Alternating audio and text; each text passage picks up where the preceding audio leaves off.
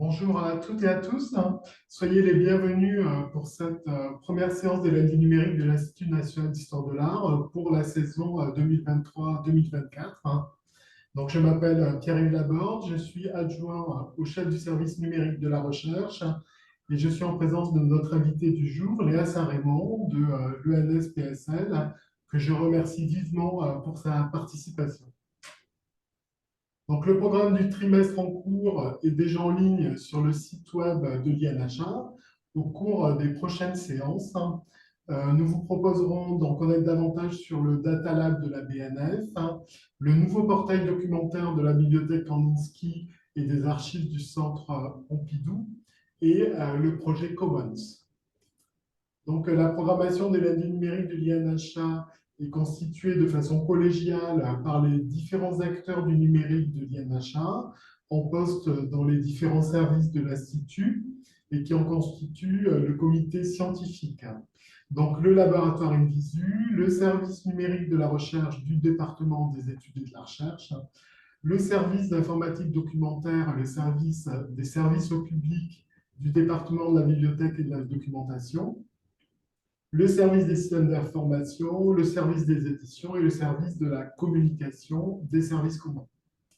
Donc, comme je vous le disais, nous avons l'honneur d'accueillir aujourd'hui Léa Saint-Raymond, qui est une ancienne élève de l'École normale supérieure, agrégée de sciences économiques et sociales et docteur en histoire de l'art. Donc, Léa Saint-Raymond dirige actuellement l'Observatoire des humanités numériques de l'École normale supérieure et le parcours marché de l'art de l'École du Louvre. Donc, elle va nous présenter aujourd'hui le Digital Vio, qui a pour but de reconstituer la collection de Georges Viau, 1855-1939, chirurgien dentiste parisien d'origine nancéenne, qui avait constitué une collection rassemblant les plus grands noms de la peinture impressionniste, ainsi que des artistes français renommés tels Eugène de Delacroix, les peintres de Barbizon ou les Nabis. Donc, ce projet a servi de support à l'enseignement à l'ENS en histoire de l'art et en humanité numérique, dont Léa nous présentera les ressorts pédagogiques. Enfin, cette réalisation met en œuvre le logiciel Omeka et ce sera l'occasion de questionner ce choix technique. Donc, avant de laisser la parole à Léa, je vous rappelle que cette présentation d'une heure environ sera suivie d'une discussion pendant une demi-heure. Vous pourrez tout au long de la séance poser d'ores et déjà vos questions via la rubrique Q&A. Donc, chère Léa, je vous laisse partager votre document et je vous laisse la parole. Merci beaucoup, Pierre-Yves. L'honneur, il est pour moi, vraiment. Donc, depuis le temps que le séminaire est une pointure, en fait, en histoire de l'art, c'était un peu une consécration d'y participer. Donc, j'espère que ça d'être à la hauteur, voilà, du séminaire. Et vraiment, je vous remercie, ainsi qu'Alix, Federico et tous les membres du comité. Donc, la première épreuve, hein, de partager l'écran. Alors, est-ce que c'est bon? Tout à fait. Super. Donc, c'est vraiment un grand plaisir de présenter un projet que j'ai un peu fondé par hasard, un peu sans, sans préméditation, et que j'ai déployé à l'occasion d'un cours à l'École normale supérieure. Donc, je vais vous montrer vraiment les dessous de cette recherche, les dessous numériques. Et vous verrez qu'il y a beaucoup voilà, de questions toujours, qui ne sont toujours pas résolues, beaucoup de tâtonnements. Et c'est vraiment pour moi une joie de partager mes questions et mes doutes avec vous. Et j'attends beaucoup vraiment de la discussion et du chat. Donc n'hésitez pas à écrire, à descendre le projet. Et au contraire, il n'en se portera que mieux puisque il fera des progrès et je pense que c'est ce qu'on cherche tous à faire dans la recherche. Donc, pour vous dire un petit peu d'où je parle, en fait, tout est parti, ça fait hyper snob de dire ça, mais pardon, tout est parti de ma thèse et ça a été un peu le point de départ d'une rencontre très fortuite avec les ayants droit de Georges Viau. Donc, ce que j'avais fait dans ma thèse, et juste si j'en parle, c'est parce que c'est un peu la même technique que dans le projet Digital View, c'est pour ça que je me permets d'en parler. En fait, j'avais travaillé sur les ventes aux enchères à Paris entre 1830 et 1939 et je m'étais appuyée sur un ensemble des archives en fait, des commissaires-priseurs qui se trouve aux archives de la ville de Paris, porte des Lilas. Donc, c'est un peu comme aujourd'hui, hein, un procès-verbal, c'est assez simple. Donc, vous avez en couverture le nom du requérant. En l'occurrence, c'est Monsieur Demont qui va liquider l'atelier de Jules Breton. C'est la vente du 2 juin de tableaux, pastels et dessins de l'atelier de Jules Breton. On a la date, hein.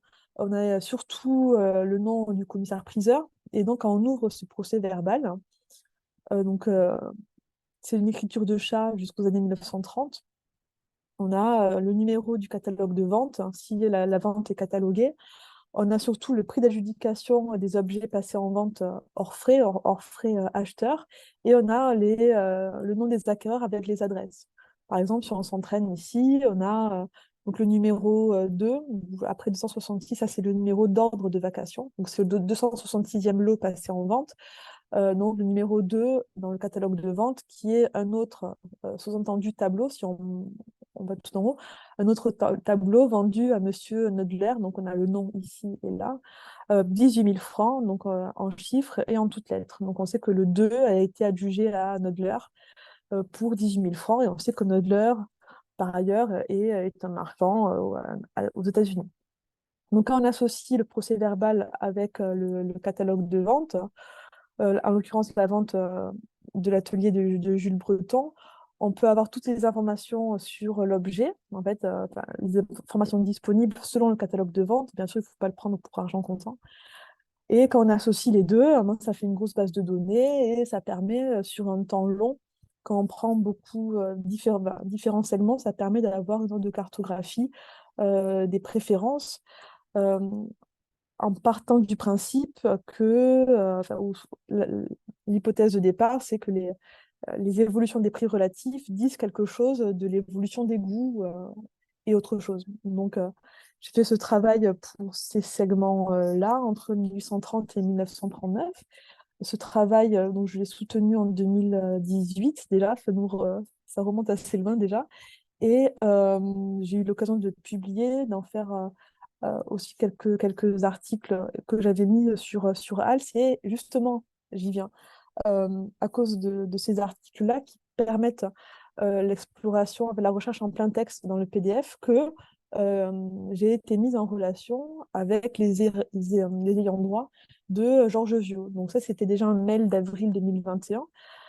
On voit de Juliette Takai qui me dit qu'elle est descendante de Georges Viau et avec ses cousins, elle a entrepris 6 ans de recherche, depuis plus de 6 ans de recherche, sur la collection de leur aïeul, donc euh, avec ses cousins. Et vous voyez que elle a vu que j'avais également croisé le nom de Georges Viau, parce qu'en fait, contrairement à la plupart des collectionneurs, ils achètent très très massivement en vente publique.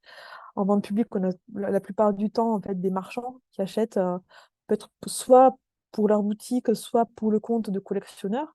Et Georges Viau est vraiment légal en termes de présence des marchands. Donc il était évident, enfin, il n'était pas étonnant en me disant que je croise son nom, et c'est comme ça que j'ai pu entrer en contact de manière assez surprenante et très plaisante avec les ayants droit de Georges Viau. Euh, donc Georges Viau, comme vous l'avez dit, Pierre-Yves, en fait, c'était un chirurgien dentiste. J'aime bien dire que c'est le chirurgien des stars et des tsars, parce que il est allé en Russie, donc soigner le tsar. Il est d'origine ancienne, et comme vous pouvez le voir dans cette photo de- des ayants droit, il est entouré d'œuvres d'art. Donc, le problème, c'est qu'on ne sait pas exactement quels sont les contours de cette collection, mais il avait les plus grands noms. Vous voyez derrière un Degas, par exemple, et je passe donc les plus grands noms. Et il était notamment ami avec les nabis. Ce sera, je pense, ma slide de conclusion. Vous allez voir en slide de conclusion, on le voit exerçant dans son cabinet dentaire. Donc Georges Vieux avait vraiment une collection vraiment importante sur le plan qualitatif et quantitatif. Et je me suis dit, hein, donc j'ai rencontré les ayants droit dans le courant de juin 2021. Et il m'est venu à l'idée que le travail qu'ils avaient fait pouvait être mis en ligne, mais d'une certaine façon.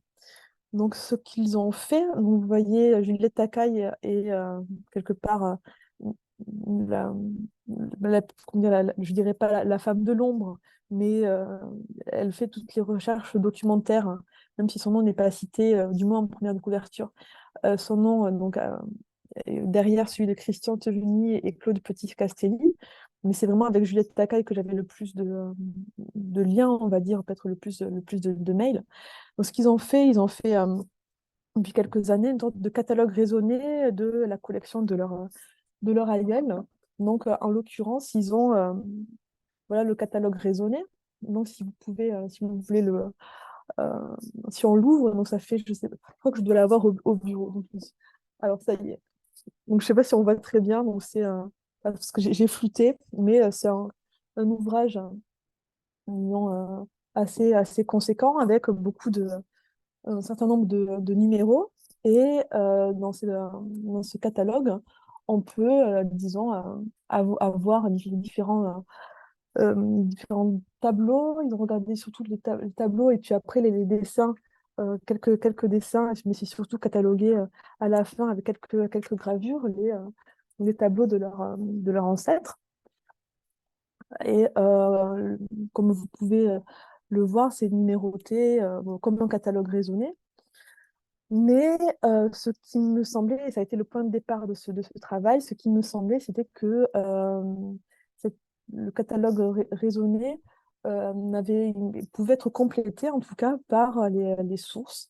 Donc, par exemple, euh, si vous voyez le portrait de l'artiste, donc j'ai pas mis l'artiste, donc je suis donc, c'est de Pissarro. Donc le 529, c'est portrait de l'artiste de Pissarro. Vous voyez les dimensions, la date, la technique.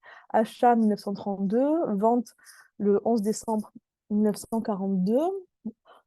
Il manque en fait les sources. Et quand on voit vente, en l'occurrence, il faut comprendre que Vio a mis cette œuvre en vente aux enchères publiques bah, après décès, hein, le 11 décembre 42. Donc on aurait aimé savoir qui a acheté cette œuvre, à quel prix, et aussi avoir la source et à la fois dans le catalogue de vente et aussi le procès verbal. On aurait aimé avoir peut-être plus d'informations. De même, quand vous voyez le numéro 525, vente mars 1927, on aurait peut-être aimé avoir disons, peut-être plus la source, comment les ayants droit ont eu accès à cette information. Donc, le, le travail vraiment considérable qui a été fait aurait peut être gagné à un traitement avec avec un traitement plus systématique des sources. Et c'est, je pense, la, le travail aussi qu'on attend en histoire de l'art et aussi, je pense, le travail qui est permis par un traitement numérique, puisque si chaque fois il faut mettre dans disons, un espace assez réduit, chaque fois s'il faut donner la source, très vite, en termes de pages, le catalogue explose, alors que la limite quantitative en termes de signes n'est pas atteinte du point de vue numérique. Donc c'est pour ça que très vite au cours des discussions, j'ai proposé aux ayants droit de Georges Viau enfin, de faire un catalogue numérique de la collection de leur ancêtre. Et donc, ils ont très vite accepté. On se retrouve en juin 2021 et le projet commence à prendre forme. Donc, peut-être que je développe maintenant encore plus du point de vue institutionnel d'où je vous parle. Alors, ce projet, en fait, c'est inscrit dans l'Observatoire des humanités numériques de l'ENSPSL. Donc, l'Observatoire des humanités numériques que j'ai vraiment l'honneur de diriger en tant que chercheuse junior fellow à PSL. C'est une institution qui a été créée en 2019, qui a pour but de donner à voir l'ensemble des projets en humanité numérique de l'UNS. Donc c'est une super structure, plus comme une sorte de mirador ou une vitrine, qui n'est pas hiérarchiquement au-dessus des laboratoires, qui n'est pas inscrite dans un département ou dans un laboratoire en particulier, mais c'est une vitrine qui donne à voir, comme je l'ai dit, les humanités numériques à l'ENS et aussi qui dont soumet et qui entretient, disons, une sorte de dynamique en humanité numérique à travers des séminaires, des événements. Et le dernier volet, il y a un pan de formation aux humanités numériques qui est proposé par cet observatoire des humanités numériques à l'ENS. Des formations d'ailleurs, et je vous invite à aller sur le site. Vous pouvez aussi nous rejoindre en auditeur, auditrice libre, et ce sera vraiment une joie de vous recevoir. Donc, c'est dans ce cadre-là de l'observatoire que j'ai pensé déployer ce projet. Donc, vous voyez, au départ, c'est un pur hasard et qui prend forme institutionnellement dans le cadre voilà, cette superstructure qui a également le mérite d'être elle-même très flexible, puisque en fait, je suis un peu à la manette, aux manettes de cet observatoire, avec la participation de collègues vraiment de bonne volonté, comme vous allez le voir. Donc j'ai eu l'idée, donc c'est en juin 2021, de lancer un cours qui serait à la fois un cours de recherche en histoire de l'art, ouvert à toutes les disciplines. Ce serait vraiment un cours sur la recherche de provenance. C'est un terme qui est un peu à la mode, mais un cours voilà, de recherche documentaire sur une collection, sur les contours d'une collection donc, en histoire de l'art, et qui serait aussi complété de manière très forte par un volet numérique, donc à la fois constituer le corpus, constituer les données et les mettre en ligne sous la forme d'une bibliothèque numérique. Donc, j'ai eu assez rapidement une petite équipe. Donc, dès le mois de septembre, quand j'ai eu les premières inscriptions, et jusqu'à juin, donc c'était un cours qui durait 1 an. Et là, vous voyez le bureau qui est encore un peu assez bien rangé. Au centre, vous voyez les bonbons. Et notre mascotte, Roberto. Donc, on travaille vraiment dans une bonne ambiance, hein. Et je pense que c'est aussi la bonne ambiance qui a fait la partie de l'efficacité du lancement de projet. Vraiment, c'était une sorte d'équipe commando, un petit groupe de chic et choc euh, pour, euh, pour déployer ce projet. Donc, si je prends les noms, vous voyez que dans cette équipe, il y a quand même beaucoup d'historiens, historiens de l'art. Donc, également de l'EPHE. Donc, vous voyez Marie Dury-Parambon qui est à l'EPHE. Jessie Abad, donc toutes les deux étudiantes de Rossella-Froissart. Il y a eu des étudiants et élèves de l'ENS, donc Anaïs Chazelle qui est en histoire. Vous voyez Rémi et Maureen qui est en sciences sociales. Alix Séné qui est en normal sup en histoire de l'art. Darlène Couillou qui est en histoire. Et Léa Monteil en chimie et histoire de l'art. Donc des parcours vraiment diversifiés dans des départements différents avec quand même un fort appétit pour l'histoire de l'art. Et est venu nous rejoindre Maximilien Lecordier, que j'avais à l'école du Louvre à l'occasion du cours diachronique, et qui voulait vraiment, il faisait des recherches sur Georges Viau, donc il a fait son mémoire en parallèle de la constitution de Digital Bio, de ce projet, et donc, qui a complété une équipe vraiment diversifiée, donc de niveau Master 1, Master 2. Donc, c'est avec cette équipe de choc, du coup, que j'ai pu essayer que c'est cette équipe-là, et je ne les considère pas du tout comme des étudiants étaient vraiment au même niveau, et je pense que c'est également ça qui a fonctionné. On a pu essayer de définir les contours de la collection. Alors, pardon, cette slide est en anglais. Donc, le problème de la collection de Georges Viau, c'est que les contours sont très flous. Donc, Georges Viau achetait et vendait dans des ventes de gré à gré. Et la difficulté majeure, c'est qu'on n'a pas son carnet de compte, on n'a pas de documents comptables ou de documents, de carnet dans lequel il va noter les transactions. En fait, ce qu'on peut voir, c'est difficile en fait, de documenter les achats et les ventes privées. Ce qu'on peut voir, la partie émergée de cet iceberg, au contour, comme je l'ai dit, très flou, la partie émergée, ce sont les ventes aux enchères publiques. Donc, comme Pierre-Yves l'a rappelé, Georges Viau, il naît en 1855, il meurt, oui, la plaque, il meurt en 1939. Donc, quand il est de son vivant, il a organisé deux ventes aux enchères publiques en 1907. Donc, il a 52 ans, et il va vendre une première partie de ses œuvres, principalement des œuvres impressionnistes, on va dire. Donc, la première, c'est en 1907 pour les tableaux, et après, il y a une vente de dessins. Donc là, on sait, comme je l'ai dit un peu en introduction, on va savoir euh, quels sont les tableaux qu'il vend et à quel prix, et à qui sont les acheteurs. Sachant que, et ça c'est la difficulté, quand on va voir le procès-verbal, il va racheter lui-même des œuvres qu'il a mises en vente. Donc on ne connaît pas les raisons, mais très probablement parce que le prix d'adjudication n'était pas assez élevé, donc il va racheter des œuvres.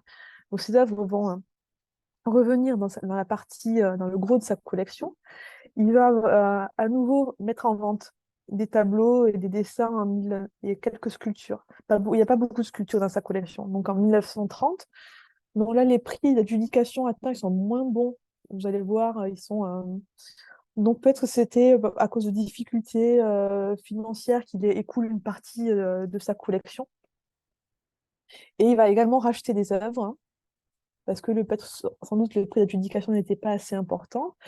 Il meurt en 1939 et en 1942, 43 et 48, il y a trois ventes après décès successives, hein.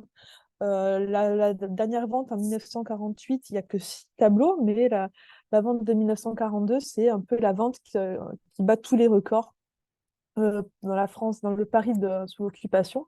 Et c'est aussi pour ça qu'on connaît Georges Viau, parce que justement, sa vente a vu des records de prix pardon, assez faramineux, notamment pour les tableaux pour des pastels de Degas.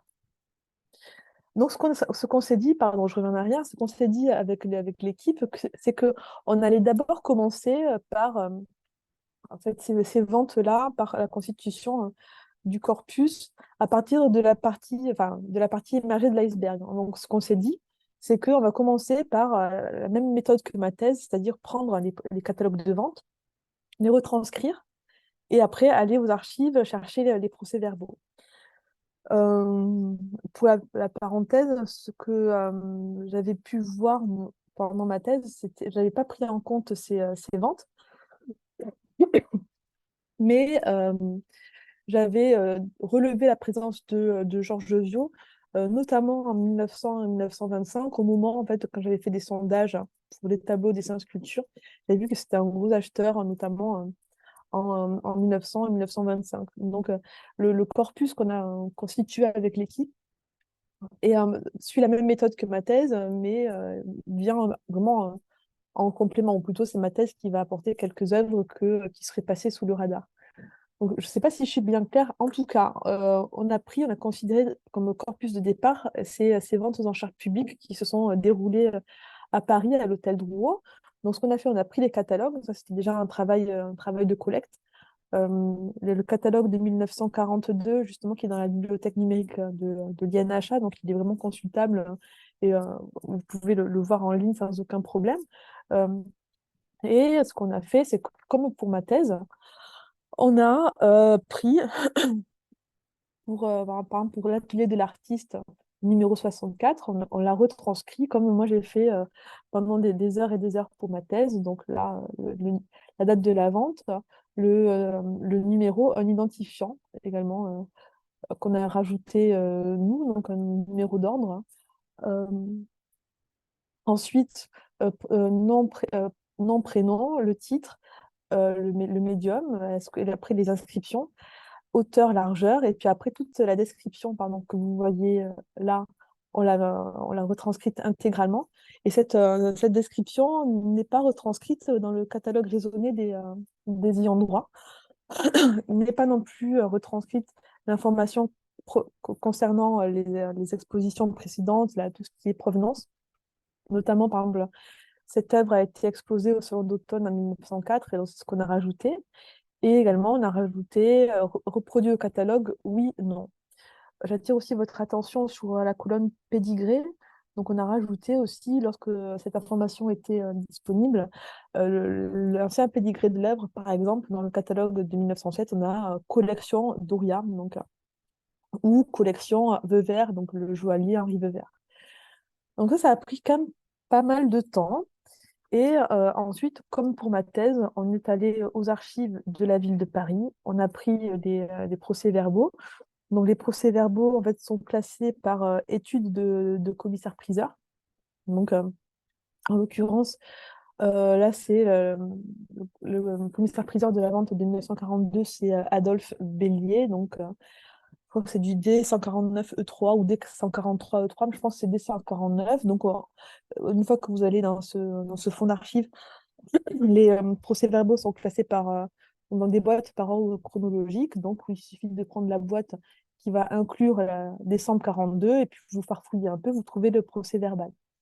Donc, par exemple, vous voyez que un dessin par Helleux a été acheté par Monsieur Prétot 12 500 francs. Donc, vous avez le numéro dans le catalogue de vente et puis vous reportez. Ce qui fait que à la fin, on avait qui achetait quoi et à quel prix. Pardon, en fait, j'ai le ventilateur sur parce qu'il fait très très chaud. Donc, une fois qu'on a fait vraiment un CSV vraiment bête et méchant, on l'a le tout dans un Google Drive. Et l'étape suivante, ça a été de passer de l'œuvre mise en vente à l'œuvre enfin, à une œuvre unique. Je m'explique, Georges Viau pouvait racheter une œuvre et après la remettre en vente. Donc, si vous voyez, mettons, je sais pas, tel paysage de Monet passé en vente en 1907, puis en 1930, et que les dimensions correspondent et qu'on sait que ce paysage, Viau l'a racheté en 1907, il est très probable que ce soit le même paysage qui soit passé en vente deux fois. Auquel cas, on va regrouper cette œuvre, en fait, on va rajouter une colonne et mettre un identifiant œuvre unique, alors que l'identifiant d'exposition sera différent. Donc le but, c'est de passer justement des œuvres mises en vente aux œuvres uniques. Et donc là, c'est vraiment un travail d'histoire de l'art, en fait, un petit peu et aussi de patience pour repérer les doublons. Pour ça aussi, les reproductions au catalogue vont servir. Et donc, on va passer en fait à première étape catalogue, enfin retranscription du catalogue, deuxième étape retranscription des PV et la troisième étape la rédaction des notices. Alors, donc, là, c'est un peu, je vous montre un peu les dessous et ça fait un peu flic de regarder qui a fait quoi, mais c'est des statistiques assez intéressantes parce que tous les étudiants ne validaient pas de la même façon. Par exemple, Alix Aîné est arrivé tard au moment de la mise en ligne des œuvres. Donc, il a rejoint l'équipe assez tard. C'est pour ça que là, il apparaît pas. Euh, et après, tout le monde ne validait pas. Par exemple, Rémi et Maureen étaient un auditeur libre, donc il n'a pas validé le cours. Et donc, il y avait comment dire, des incitations différentes. Il y en avait pour qui c'était de la découverte, d'autres pour qui l'implication était beaucoup plus grande. Par exemple, Maximilien Lecordier, si on regarde, il a vraiment participé à beaucoup, il a vraiment retranscrit surtout le catalogue de 1942. Pareil, il était très motivé pour retranscrire le PV de 1942-43 parce que tout simplement, c'était aussi son mémoire. Et donc, quand on voit aussi à la fin qui a fait le travail, c'est pas pour me jeter des fleurs, mais on voit à la fin que c'est quand même le porteur slash porteuse de projet, en l'occurrence moi, qui est vraiment pris en charge, surtout aussi la retranscription des PV, parce que ça requiert un savoir-faire, une lecture euh, déjà qui est moins aisée que de la typographie, et surtout une forme de savoir-faire, tout simplement parce que je suis familière des noms de marchands, en fait, pour la plupart des hommes qui achètent en vente publique. Donc, et à la fin, ce qui n'a pas marché du tout, voire très très pas, peu, voire pas du tout, c'est la rédaction des notices d'œuvre, parce que à la fin, on s'est dit qu'il fallait passer du CSV à un CSV intermédiaire, un tableur intermédiaire, pour qu'on juste on fasse du copier-coller, qu'on fasse de l'exportation vers Omeka. Donc ça a moins marché, il y a moins d'œuvres qu'on a rédigées. En fait, on s'est contenté de mettre des identifiants uniques dans dans le fichier, en fait, dans le feuillet des œuvres exposées. Donc, on va dire, disons que l'étape rédaction du CSV notice d'œuvre n'a pas vraiment marché. Euh, donc, ce corpus des ventes aux enchères publiques a été travaillé par une deuxième équipe. Donc, cette équipe s'est constituée à l'occasion d'une PSL Week, donc bien après, hein. Donc, le corpus mis en ligne, c'est 2020, l'année scolaire 2021-2022. Là, cette PSL Week, c'est 2022-2023, donc en novembre 2022. En fait, c'est l'université Paris Sciences et Lettres lance en novembre et en mars 2 semaines intensives de cours sur des thèmes vraiment différents. Souvent, ces thèmes, en fait, sont un peu pluri-transdisciplinaires.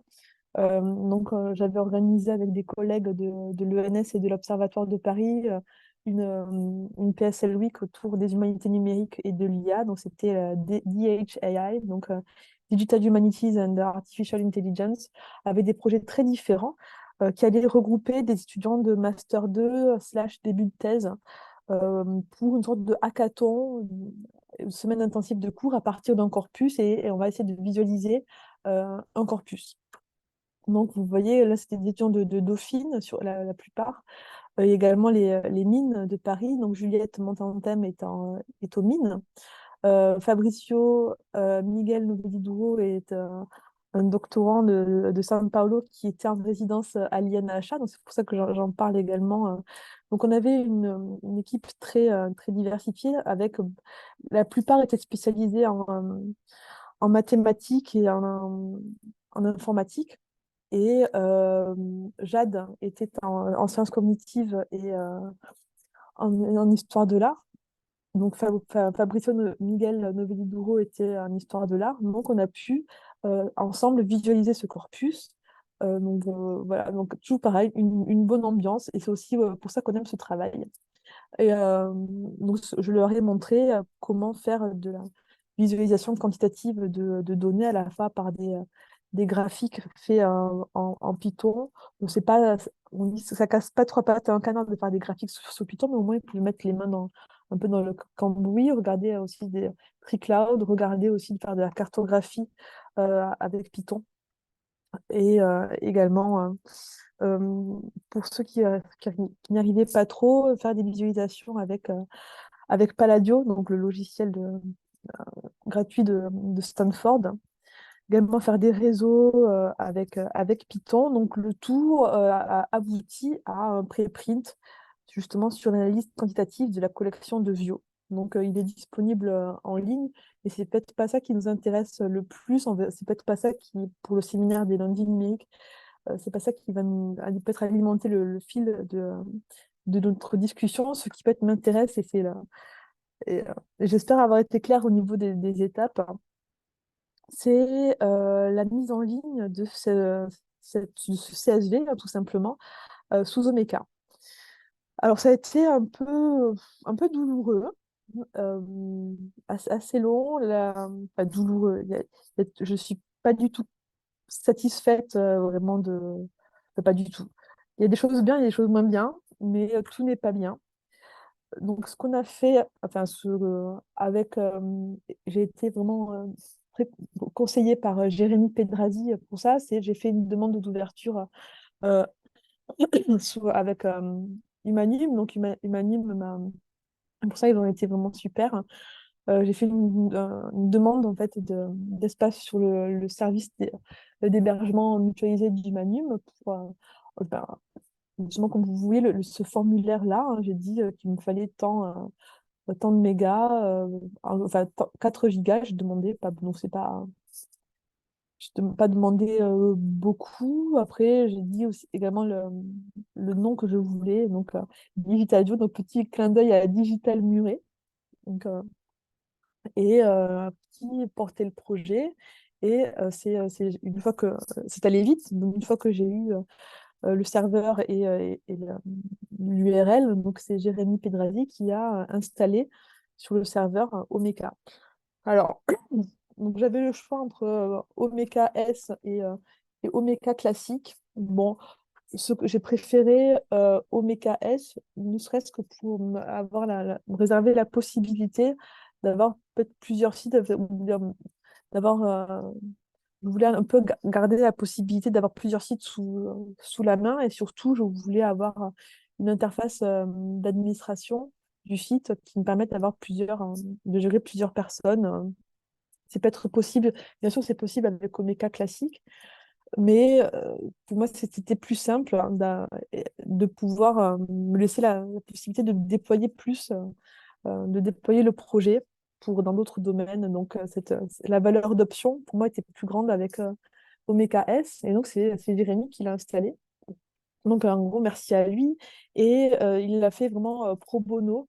Et c'est là où on voit la force des liens faibles quand on travaille en humanité numérique. Enfin, ça, euh, l'entraide entre les équipes, elle est, et surtout la bonne ambiance.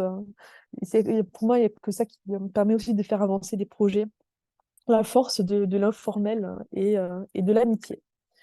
Donc, une fois que Jérémy a mis le site, enfin, le Omeka en ligne, il a fallu bidouiller. Alors, bon, je ne l'apprends à personne. Et puis, moi-même, je commençais vraiment avec Omeka, hein. Donc, je me suis formée toute seule, tout en formant les étudiants et étudiantes, ce qui constitue vraiment un défi. Euh, je pense qu'on en est également un peu toutes et toutes là à se former un peu from scratch. Et, euh, et je pense que ce n'est qu'en bidouillant on peut, en passant des heures sur des problèmes techniques et en regardant aussi les forums, les tutoriels, les forums sur Internet, qu'on peut débloquer les choses. Donc, la première bidouille en interne, ça a été de pouvoir remplir les champs des items. Donc, pour moi, c'est pour ça aussi que j'avais pris Omeka S. J'avais deux types d'items, donc deux types d'éléments, les éléments œuvres et les éléments artistes. Le but, c'est de relier les œuvres aux artistes. Donc l'auteur de l'item œuvre soit l'item artiste. Donc c'est pour ça que je voulais qu'il y ait un lien cliquable, hein. Quand tel paysage de Monet, qu'on puisse cliquer dans Monet et qu'on puisse voir la liste des œuvres de la collection Vio par Monet. Donc là, je vous montre le template pour les œuvres. Donc vous voyez que bon, et la difficulté, chaque fois, c'est de cartographier, de faire un mapping entre le champ qu'on voulait en fait, avec l'équipe pour décrire les œuvres de la collection Vio et le faire un appariement avec la rubrique, l'élément de Blinkcore, hein, de cette ontologie de Blinkcore enfin, qui était peut-être la plus proche. Donc autant, par exemple, pour le titre de l'œuvre, title va bien. Donc ça, c'est assez évident. Pour Medium, on a la même chose. Date de création, c'est date created. Donc, ce que vous voyez en gris foncé, c'est le champ bah, tel qu'il apparaît à la fin dans Omeka. Euh, mais autant, par exemple, lieu de conservation, on s'est dit, bon, on va faire rights holder. Après, nos catalogues raisonnés Vio, c'est publisher. Donc, c'est comme si on avait fait un peu rentrer de force un rond dans un carré, quoi. Donc, il a fallu, disons, ben, être pas très, je dirais, pas très rigoureux, mais parce que ce n'est pas enfin, il fallait bien on puisse avoir un champ un peu vierge pour, disons, pour alimenter cette bibliothèque numérique. Il y a quelque chose en fait qui était vraiment pour moi indispensable, c'est la source. Par rapport au catalogue des ayants droit, c'était assez incontournable d'avoir une rubrique où on détaille vraiment la source. On a également fait référence au numéro du catalogue raisonné de Viau. Ce qui était important aussi, c'est de distinguer deux éléments. Qui a élaboré la notice? Et comme vous l'avez vu à l'étape précédente, l'auteur, autrice de retranscription du catalogue n'est pas forcément le même ou la même que celui ou celle qui a rédigé le PV. Après, le PV, généralement, je l'ai relu parce que il y avait souvent, ben, comme je vous dis, c'est pas parce que je serais meilleure que tout le monde, c'est juste que j'ai juste de l'expérience pour savoir en fait l'orthographe. Donc c'est juste malheureusement une centaine d'heures, voire plus passées à ma thèse. Donc l'élaboration de la notice, toutes les étapes en fait sont vraiment détaillées. Et à la fin, l'auteur ou l'autrice finale de la notice est séparé, et c'est pour ça que on peut quelque part citer cette notice comme presque une mention bibliographique. Et vous allez voir la dernière rubrique, nom de l'artiste pour l'affichage caché, c'est parce que il y avait et il y a toujours un petit problème d'affichage dans OMKS. Donc j'y viens. Pourquoi ce problème d'affichage? Quand on a fait les tests, donc on avait en fait le nom, le titre de l'œuvre, ça c'est vraiment du test brut, hein, avec une petite blague. Vous voyez que quand on fait un item artiste, mettons là, c'est du. Je vais partir sur Monet, ce sera plus simple. Là, c'est du Monet. Bon. Et là, c'est du Renoir. Par exemple, si jamais mon Monet, ce sera mon item numéro 17. Renoir, c'est mon item numéro 14. Et en fait, j'ai relié le titre de cet item, là, c'est Nymphéa, et j'ai fait n'importe quoi, hein, c'est vraiment un test, avec l'item artiste. Et quand vous faites en fait un browser, enfin, une sorte d'affichage Mirador, euh, en fait, le nom du créateur, comme je l'ai relié à l'item 17, en fait, c'est l'URL de item 17 qui apparaît et non pas en toutes lettres Claude Monet. Donc, c'est pour ça que j'ai rajouté un, ici médiator nom de l'artiste pour l'affichage caché en disant que c'était ce nom-là, en fait, dans le browser que je voulais faire laisser apparaître, sinon on aurait quelque chose de pas super beau, c'est-à-dire un URL. Donc ça, c'est la première, c'est comme ça qu'il a fallu un peu tordre le cou à Omeka. Donc j'avance. Autre bug, c'est quand on est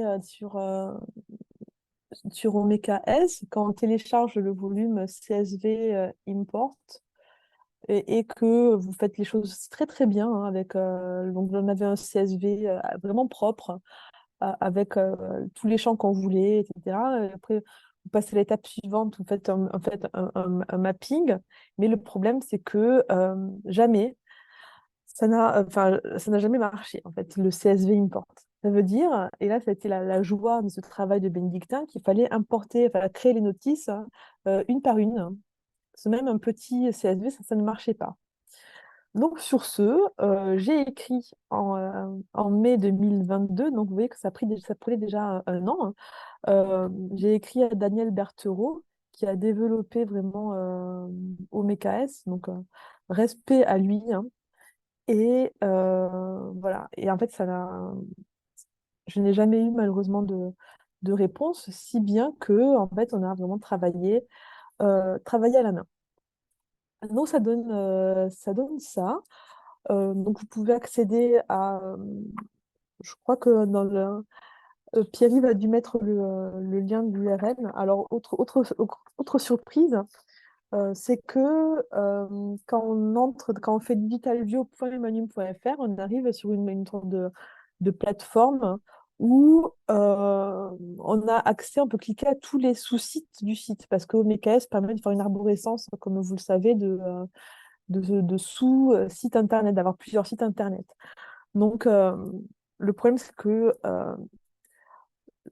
disons que ce site avait la collection de DigitalVio, et en fait, un sous-site du site DigitalVio, si bien que, en gros, l'URL de la page d'accueil, donc digitalvio.emmanuel.fr, renvoie, enfin, cette page je l'exprime mal, pardon, mais la page que vous voyez là, on n'a pas pour URL digitalvio.humanum.fr, mais digitalvio.humanum.fr/s, parce que c'est Omeka S, slash, et il fallait l'appeler par un nom, slash collection, slash accueil, quelque chose comme ça. Donc, l'URL est totalement horrible et pour l'instant, bon, on peut faire un raccourci, mais à la fin, quand ce raccourci de enfin, bio.humanim.fr amènera à cette page-là dont l'URL est vraiment pas très beau parce que trop long. Et là, vous voyez en fait c'est la partie finale où on a bidouillé le CSS, donc la feuille de style.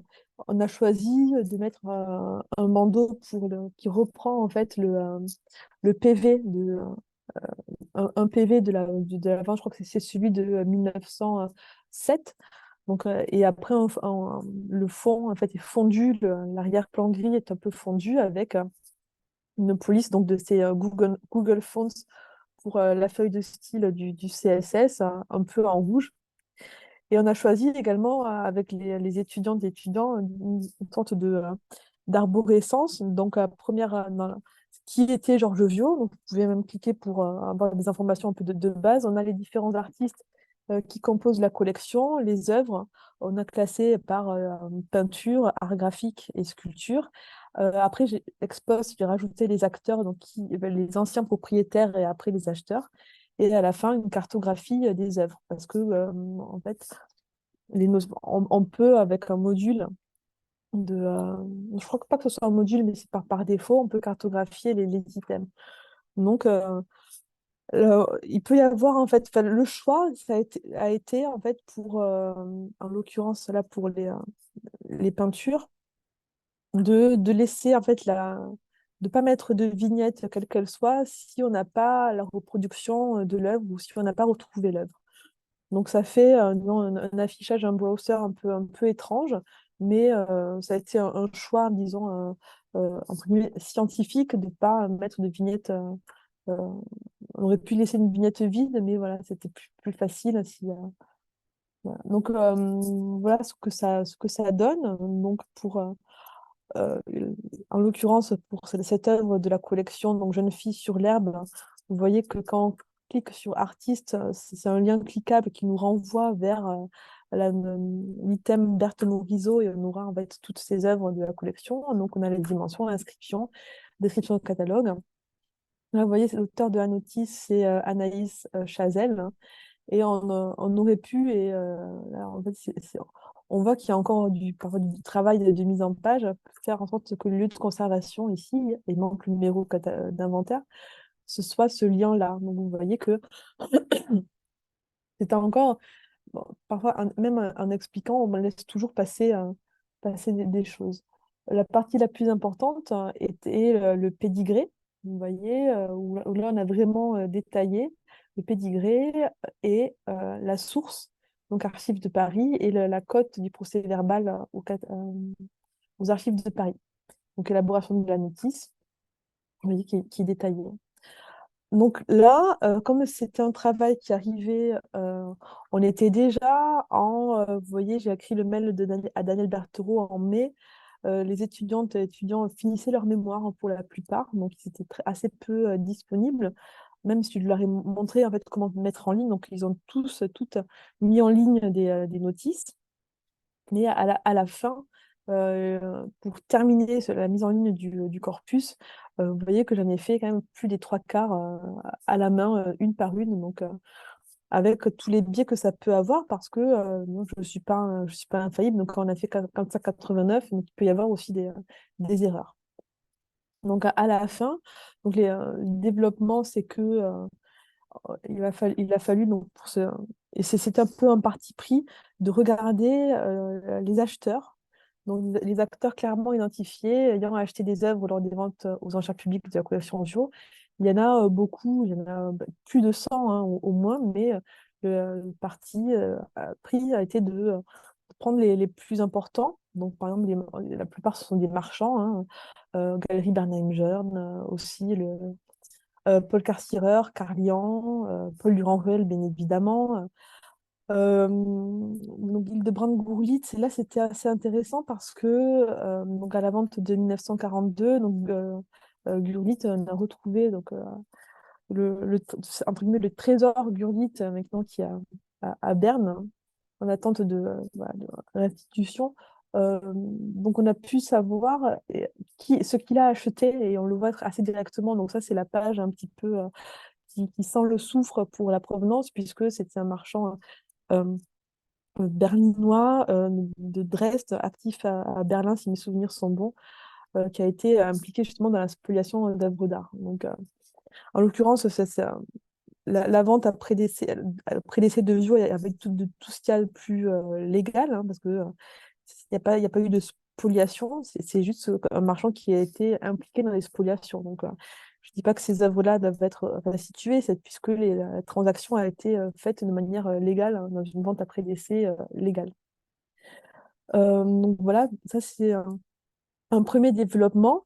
Le deuxième développement aussi que je décide de faire, c'est de prendre en compte les œuvres que Vio a vendues à l'assureur danois Wilhelm Hansen. Donc, c'était un très grand collectionneur danois qui a acquis, ce dernier a acquis au moins une centaine d'œuvres de la collection Vio entre 1916 et 1917. Donc là, on a une source, puisqu'il y a eu des œuvres de la collection Hansen qui ont fait l'objet d'une exposition avec chaque fois la mention ancienne collection Vio. Donc, grâce à cette mention-là dans le catalogue, j'ai pu en fait rajouter les œuvres achetées par Wilhelm Hansen et que les ayants droit avaient également documenté. Ça a permis d'enrichir le corpus. Enfin, et peut-être je vais terminer par là pour ne pas trop dépasser et laisser le temps de la discussion. Donc, les développements, c'est d'essayer de retrouver les œuvres qui seraient un petit peu, de retrouver l'histoire des œuvres qui ont été mises en vente par Vio, donc en 1907, 1930, et après aussi 1942, 43, 48, donc les œuvres après décès, mises en vente après décès de Vio. Comme je l'avais dit, il y a une partie pédigrée. Et là, vous pouvez voir, par exemple, première vente de gars, mai 1918, numéro 299. Donc, les catalogues de vente de la collection Vio aux enchères présentent des indices sur l'historique de la collection. Donc, on sait par exemple que telle œuvre est passée à la vente chez Rami en mai 1908, numéro 216. Donc, on a fait le développement suivant, ça a été un peu par hasard. Donc, là, vous voyez un stagiaire que j'ai eu la chance d'avoir l'année dernière. Donc, il a fait son stage entre janvier et juin donc 2023, non, 2023, à raison d'un jour par semaine. C'est un étudiant du parcours SMD, donc Sciences pour un monde durable de l'université PSL. Donc, il est en licence 2, donc Baptiste Bessas. Et je lui ai en fait montré comment faire de la recherche en provenance aux archives de Paris. Et là, vous le voyez, et moi, j'étais très contente. Il était très content de m'envoyer son premier PV trouvé aux archives de Paris. Donc, par exemple, là, si je reviens, vous avez la vente chez Rami de 1918. On a retrouvé cette vente aux enchères. On a pu retrouver aussi le nom du commissaire-priseur et du coup aller aux archives, ce qui a permis en fait de voir pour l'œuvre en question, qui était passée à la vente Vio, euh, la retrouver dans le catalogue, dans le procès-verbal, voir si Vio l'avait effectivement acheté ou si cette œuvre avait été achetée par un marchand et à la suite, est-ce que, disons, si cette œuvre a été achetée par Paul Durand-Ruel, soit Paul Durand-Ruel l'a achetée pour Georges Vio, soit il l'a acheté en fait pour sa boutique, et il se trouve que avec Georges Vieux l'a acheté à la boutique ou qu'il a vendu à une autre personne qui l'aura vendu à Georges Vieux. Donc ça, on a un peu un point d'interrogation. Toujours est-il que cette étape-là, on peut la documenter et on peut l'enrichir, justement, et enrichir cette provenance, disons, en reconstituant les étapes précédentes. Donc ça, il a rendu son rapport de stage, hein, donc c'était en juin 2023. Il a également pu rentrer en fait dans Digital Bio en fait et aussi sous ma direction parce qu'il est en licence 2 et il fait vraiment c'est pas son domaine d'expertise en fait l'histoire de l'art même s'il s'est vraiment formé, hein. Donc sous mon contrôle, on a pu enrichir aussi les notices de ce catalogue de collection et bien sûr au fur et à mesure, regarder en dehors du radar des ventes de la collection Vio, regarder les autres catalogues de vente, les autres PV. Et là, c'est vraiment un travail presque sans fin parce qu'il faut chercher presque une aiguille dans plusieurs bottes de foin. Donc, corpus à la fois vente aux enchères, aussi corpus catalogue d'exposition, avec vraiment comme aiguillon la volonté vraiment farouche de toujours sourcer pour pouvoir remonter à l'information archivistique ou textuelle, enfin, en tout cas remonter à l'archive. Après, du point de vue technique, vous voyez, on a fait vraiment preuve de pragmatisme. On n'est pas des spécialistes en Omeka, on a un peu bidouillé le CSS grâce aussi à l'aide de Quentin Bernet et Paul Cardégan, que je salue vraiment très, très chaleureusement pour ça au passage. Et, euh, et peut-être insister sur le fait que c'est vraiment un travail d'équipe qui, où on n'a pas, on a peut-être aussi, peut-être le dire, aucun financement. Le stage de Baptiste Bessas, c'est un stage gratuit en fait, dans le cadre du parcours SMD de l'université PSL. Donc, il n'y a pas aucun budget. Le salaire, en fait, mon salaire, c'est le salaire que j'ai en tant que PSL Junior Fellow. Après, c'est de la bonne volonté dans le cadre d'un cours. Donc, on peut déployer un peu un projet entre guillemets, en effectif réduit, en commando, quelque part. Et je ne dis pas que ça marche, mais en tout cas, on arrive à avoir des résultats assez, je pense, assez sympa et c'est encore que le début. Avec les risques qu'on a dans tout projet qui ne dépend pas d'un financement, en fait, c'est ben, moi, quand je pars ou quand on n'a pas d'équipe, si ça relève aussi, disons-le, d'une forme de bénévolat. Je ne suis pas payée pour déployer ce projet. Ce projet était vraiment périphérique par rapport aux recherches qui m'occupent en ce moment, en fait. Donc, c'est quasiment du temps libre. Le remplissage des notices sur Omeka, je l'ai fait durant mon temps libre, c'est-à-dire le soir et les week-ends, parce que pour mon travail à l'Observatoire, je faisais autre chose, et dans le cadre de mes enseignements aussi. Et ma recherche ne concerne pas Georges Viau. Donc, c'est à la fois, quand on a un petit commando, on avance, mais ça dépend sur du bénévolat et des bonnes volontés. Et donc, dans le monde de la recherche, qui est assez très précaire, sinon, c'est la question de la pérennisation est, disons, assez importante. Et donc, je termine sur la dernière œuvre, celle qu'on connaît en fait le plus, hein, c'est le Georges Viau dans son cabinet dentaire, un tableau qui a été légué au musée d'Orsay, et le tableau de Vuillard, et vous le voyez en pleine action, et il vous remercie autant que moi pour votre attention. Voilà.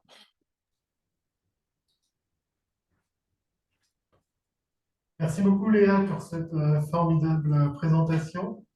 Et enfin, effectivement, ça repose sur du bénévolat, mais je trouve ça incroyable aussi comme expérience pédagogique pour ces étudiants. Et on voit bien avec vos statistiques que voilà, ceux que vous avez réussi à impliquer et l'enthousiasme qu'ils ont dû voilà, que ça a dû procurer pour eux, rien qu'avoir la tête de votre stagiaire avec sa découverte en archive, on sent qu'il Ah, est mais t'es content, hein? le plus heureux Et du moi monde. aussi. Et là, je vois aussi que dans des membres, donc Juliette Takai qui est en ligne et que vraiment je remercie parce qu'elle a eu vraiment la patience aussi de. C'était aussi un aller-retour avec les ayants droit en fait, de Georges Viau qui m'a envoyé aussi des documents. Il y a également, peut-être j'ai oublié de le dire, avant la vente de 1907, il y a eu des portfolios de Druet, en fait, édités par Druet. Donc on avait, si vous voulez, qui sont à l'INHA. Donc on peut avoir aussi les images, hein, parce que c'est sur la bibliothèque en ligne. Et peut-être j'ai oublié aussi de le dire, au niveau des images, c'est pratique que les images soient en ligne parce qu'on peut faire un lien vers Omeka. On n'est pas obligé de chaque fois de retélécharger les images, hein, voilà. Donc pour ça, la bibliothèque de l'INHA a été un acteur majeur du projet Digital Vio. D'accord. Et je trouve ça très pédagogique aussi concernant la recherche de provenance, hein. Et malheureusement, les archives de Paris et cette mine incroyable qu'on trouve avec les procès-verbaux des commissaires-priseurs des ventes est trop peu méconnue et je trouve qu'il n'y a pas assez de musées qui font leurs recherches dans ces archives parce que ça permettrait de clarifier beaucoup d'historique. Donc, nous, à l'INHS, c'est quelque chose qu'on pratique beaucoup, notamment pour le répertoire des ventes d'antiques, qui est Oui, basé uniquement sur l'analyse de ces procès-verbaux. Mais c'est vrai que ça mériterait d'être davantage connu et pratiqué. vous prêchez une convertie, hein. Peut-être que dans le chat, et aussi je remercie vraiment tous les collègues qui sont là, aussi Christine Vivier-Peclet, avec qui je travaille pour un projet, un autre projet qui s'appelle Data pour les annuaires de collectionneurs. Je vois aussi Rachel Marzouk que j'aime d'amour, hein, voilà. Donc, dans le chat, hein. Et aussi Federico, encore Voilà, merci donc de m'avoir invité. Federico, Nora du SNR avait une question dans le chat donc, concernant, il voulait savoir si vous aviez essayé les techniques d'HTR pour la transcription des catalogues et des procès-verbaux. Mm. En effet, enfin, par esprit d'escalier, j'aurais dû en parler. C'est vraiment possible, faisable, hein, et c'est assez. En fait, on peut penser que ce serait un gain de temps de faire de la reconnaissance de HTR, hein. Ça nous ferait gagner du temps, mais en fait, on en perd plus qu'autre chose parce que juste il faut, enfin, on dirait-je, il faut mettre tout ça dans des colonnes Excel en fait, et donc ça prend plus de temps en fait de faire des copier-coller une fois qu'on a le texte dans les bonnes colonnes que de l'écrire directement. Et pour ça, il y a tout le déploiement en fait, du logiciel Grebid avec Mohamed Kemassem, également Simon Gabé et Laurent Romary. En fait, et justement, ils essaient de faire ça avec Grebid et ils y arrivent. En fait, ça marche bien, mais si les catalogues sont aussi euh, standardisés, et vous aviez fait ça aussi à l'INHA avec Ocase, donc Oui, tout vous à fait. aviez fait ça. En l'occurrence, les catalogues n'avaient pas beaucoup, et donc on s'est dit qu'il valait mieux pour les étudiants on s'était vraiment réparti le travail pour la retranscription des notices, et chacune avait à peu près 200, je crois, il me semble, non, 150, 120, 150 notices à faire, ce qui au fond ne prenait pas trop de temps. C'est la suite, la mise en ligne sur Omeka qui là, à chaque fois, c'était un peu plus. Il y avait un travail aussi d'écriture. Ça mettrait que l'HTR. Et puis, au fond, c'est toujours la même chose. Soit vous automatisez les données, enfin la constitution du corpus, soit vous le connaissez intimement. Et on avait vraiment aussi besoin de ça pour repérer les doublons, en fait, les œuvres qui reviendraient d'un catalogue à l'autre. Donc, et c'est aussi comme ça que j'ai eu les idées pour ma thèse aussi. Donc finalement, tant pis, j'ai tout fait à la main, mais c'était peut-être pas une perte de temps. Puis à la fin, on tape vite. D'accord. Donc, Federico avait une autre intervention concernant le module Clean URL qui Mm. voulait vous conseiller, qui permet de raccourcir l'URL long d'OMKS. Ah, mon sauveur, merci. Et donc, autant qu'une solution pour le problème d'import via CSV. Donc, je vous invite à prendre contact avec Federico, qui a pas mal testé Omeka et qui connaît pas mal cette solution. Et du coup, il se propose à faire un échange de compétences. Et je porterai les chouquettes, les chocolats, voilà, voilà. Merci. Et donc, Federico intervient aussi pour indiquer qu'on est partenaire du projet Data Catalog, donc projet Ineria Culture. Et effectivement, donc il indique que parfois c'est vraiment plus rapide la saisie manuelle que l'entraînement pour la segmentation. Bon, tout dépend de Mm. l'ambition et de la taille du projet. c'est Et noté. donc, si je reviens au Digital View d'un point de vue davantage du contenu, euh, est-ce que, donc, en analysant ces différentes ventes, hein, en comparaison avec le corpus hein, qui a été établi dans le catalogue raisonné publié par les héritiers, à quel volume de recouvrement à peu près vous en êtes en fait? Alors, et là, peut-être je laisse Juliette Taquet nous compléter. Je crois qu'on a rentré en tout elle est bien 700 notices en tout dans Digital View et on est au moins plus du double en fait pour les autres œuvres. La question en fait et c'est pour ça quand je dis que c'est la partie émergée de l'iceberg et les contours aussi. Enfin, on n'a pas mis non plus, c'est un choix, on n'a pas mis les gravures, par exemple. Il y avait beaucoup de gravures d'objets aussi, notamment d'objets d'art de la Chine, on l'a pas mis. Parce que si jamais on met aussi les gravures, par exemple, ça fait exploser tout de suite, par exemple, la liste par item artiste. Ça fait exploser. Donc là, on peut le faire. La question aussi des gravures, pour en parler, c'est que dans un lot, vous en avez plusieurs. Plusieurs gravures en un lot passé en vente. Donc, est-ce qu'on détaille le lot? Euh, Comment on met, en fait, comment on insère l'information si un même acheteur a payé, mettons, 30 francs un lot de 10 gravures? Est-ce qu'on met à chaque fois le 30 francs et à ce moment, il faut faire le lien avec tous les autres items. Enfin, disons, la visualisation est un peu plus délicate en ligne, mais ça peut être aussi l'étape suivante et presque faire un autre site, du coup, Digital View, Digital Engravings View, quelque chose comme ça. Donc, voir tous les développements sont possibles, ça peut être vraiment bien en fait pour le programme sur les estampes, en fait, essayer de regarder la question de l'amateurisme, enfin, de la collection d'estampes. Donc il y a pas mal de développements.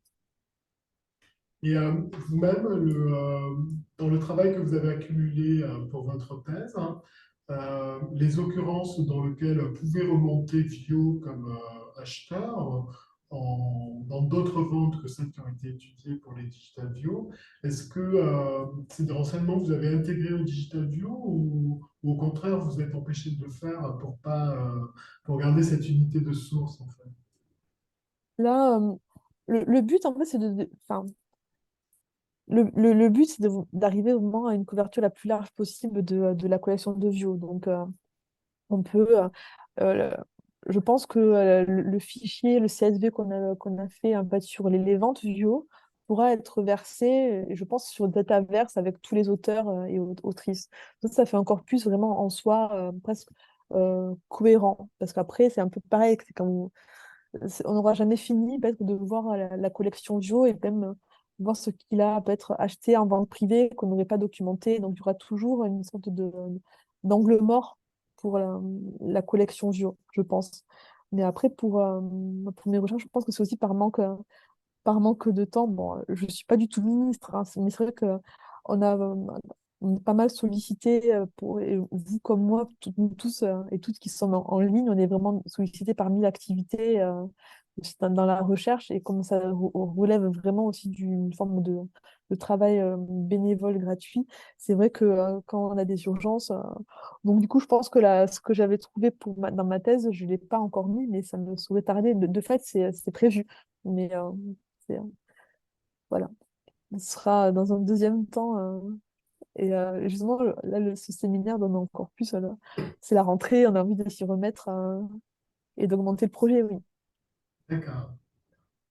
Alors moi dans Agora, j'ai fait des liens au Digital View parce qu'il se trouve que on a eu l'ambition de comme ça faire un répertoire des objets placés dans les collections Jacques Doucet, Oui, collection pléthorique aussi. Et il se trouve que j'avais deux mentions d'œuvres qui étaient passées dans les collections Vio et que Doucet a racheté. Donc, je suis tombé par hasard sur le Digital View et donc j'ai vu que sur le Digital View, on pouvait interroger par collectionneur et donc je me suis empressé de mettre les liens dans les... Parce que nous, on a une rubrique sources en ligne. Ah, Et c'est donc, magnifique. j'ai pointé sur le Digital Bio en espérant que ça puisse faire connaître cette ressource. Mais c'est magnifique. Bah, du coup, je dirais à l'équipe, on va être trop contents. Tous, on va être, là, ça y est, c'est la gloire. On peut mourir maintenant. Et vous avez Mais gardé merci. des liens avec cette équipe de chercheurs, parce que dans la mesure où ça se passait dans le cadre d'une expérience pédagogique, en fait, hein, j'imagine que ces étudiants avancent dans leur cursus et que voilà, vous n'êtes plus forcément en rapport en lien avec eux. Bah oui, bah, là, Maximilien Lecordier, il a suivi le parcours au marché de l'art, hein. Donc, il passe avec moi en soutenance de master là, la semaine prochaine. Donc, c'est toujours un peu pareil. Enfin, on est à la fois, disons, coéquipier, partenaire de recherche, et puis il y a une forme de. Malheureusement ou heureusement, je ne sais pas pour lui, hein, en tout cas, mais, je co-dirige ce parcours à l'école Jouve, donc c'est toujours un peu bizarre d'être dans la position un peu de la prof derrière le bureau. Ah, donc là, et puis à faire une magnifique carrière sur le marché de l'art, ça, j'en doute pas, il est très doué. Après, il y a Léa Monteil qui rentre de l'Institut Warburg, et puis qui continuent leur mémoire, Anaïs Chazelle passe à l'agrégation.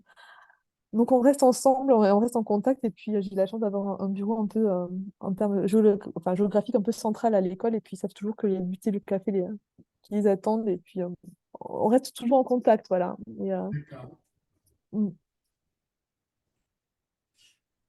Et sinon, concernant OMKS, donc vous nous avez expliqué que ça a été voilà, une démarche proactive de votre côté, que vous avez appris juste un petit peu avant ce que vous enseignez aux étudiants, et donc ça a été une démarche empirique dans l'utilisation de ce logiciel. Et au final, est-ce que ça vous donne envie de continuer, ou est-ce que vous estimez qu'il y a eu trop d'écueils dans cet essai et que vous ne voulez plus en Ouais. parler?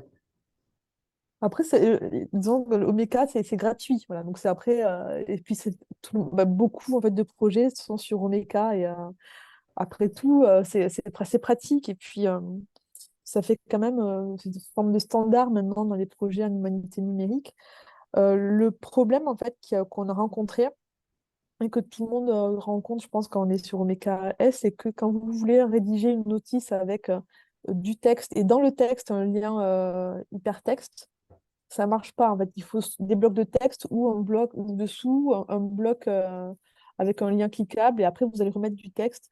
Donc c'est pour ça que pour un autre projet qui s'appelle Datar, j'ai choisi vraiment de mettre du Omeka classique, tant pis, projet par projet, enfin c'est sous-site par sous-site, hein, pour pouvoir rédiger en fait des notices avec à la fois du texte et des liens cliquables, en fait, rédiger mon HTML comme, enfin, faire du HTML comme je voulais, en fait.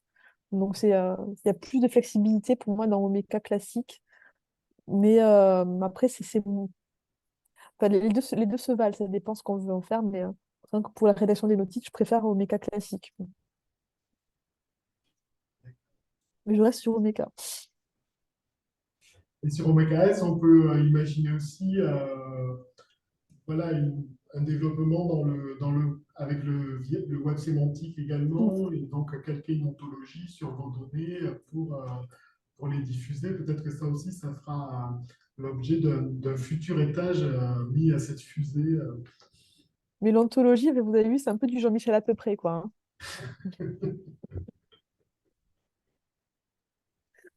Mais on peut revoir aussi la cartographie. Après, je pense que ça se fait automatiquement.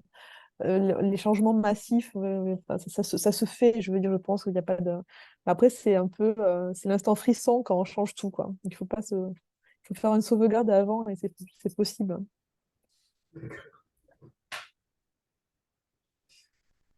Bon, je vais regarder si on a d'autres questions. Oui, donc Frédéric Honorat nous indique qu'il y a une forte communauté francophone autour Mm. d'OBKS, hein, et qu'il faudrait qu'on s'entraide et qu'on fasse des efforts pour faire évoluer cet outil, tous et toutes ensemble. Donc, Mm. et il a dit que la prochaine journée d'Omeka à Paris aura lieu le 12 et 13 décembre. Donc, effectivement, Mm, c'est c'est noté. c'est via cette pression qui peut être exercée par des comités utilisateurs que des développements peuvent être considérés comme prioritaires et mis en œuvre par cette communauté ou par l'équipe qui développe Omeka. Ben, rendez-vous est pris, Pierre-Yves et Federico. Et concernant, moi j'avoue que voilà, le fait que ce projet soit mené avec des étudiants, j'ai trouvé ça vraiment formidable dans ce projet. Et je me demandais, est-ce que cette année, par exemple, vous allez partir sur un autre projet similaire ou- Quelle est la suite, hein? Alors, tant que je suis voilà, à l'ENS, ben, je continue en fait.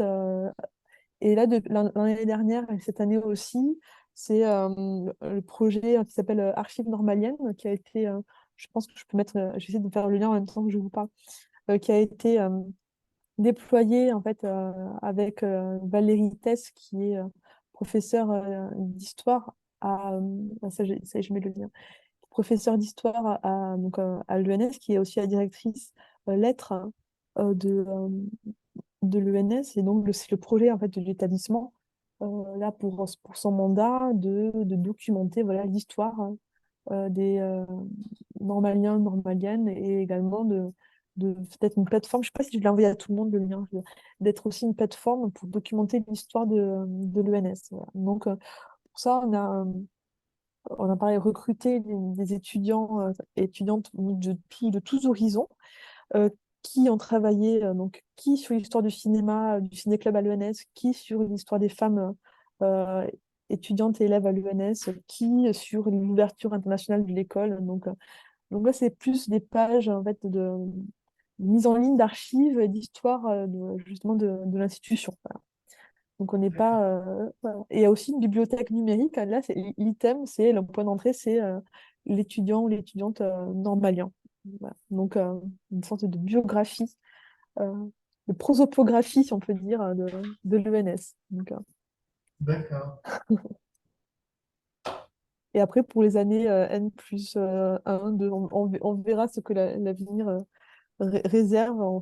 Je sais, je peux pas vous en dire plus pour l'instant. bon, je crois qu'on n'a Mm. pas d'autres questions, mais c'était une présentation très complète, donc je pense que c'est pour ça que ça suscite pas forcément de questions particulières. Il y a Donc, beaucoup de cher Léa, pragmatisme. Mais merci, Pierre-Yves, hein. mais c'est moi qui vous remercie beaucoup pour votre participation.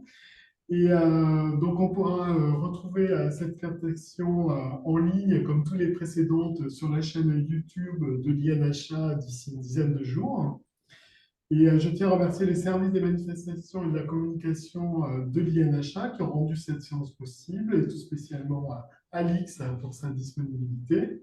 Donc, je vous donne rendez-vous le lundi 9 octobre prochain à 13h30 pour la prochaine séance qui sera consacrée au Data Lab de la BNF, titré Un laboratoire des humanités numériques à la BNF, et qui sera présentée par Marie-Carolin, sa coordinatrice. Voilà, très bonne fin de journée et à bientôt. Merci.